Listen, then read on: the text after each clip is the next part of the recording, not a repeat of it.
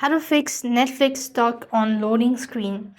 In order to fix Netflix stuck on loading screen, you first need to restart your device and your home network. That means it could always be with your internet connection. So restart your router at the same time or reconnect with the network. That will be able to help.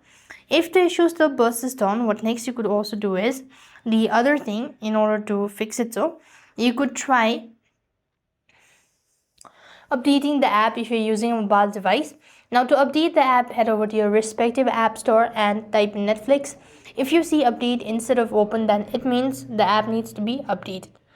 After which, you want to then exit out of this page, locate Netflix, long press the app, go to the app info section. Here comes the storage and cache. Make sure to clear cache as well as clear storage, and this is going to help you out. However, if the issue still persists on, next you could try uninstalling it at the same time restarting the device, and that should be able to help you out.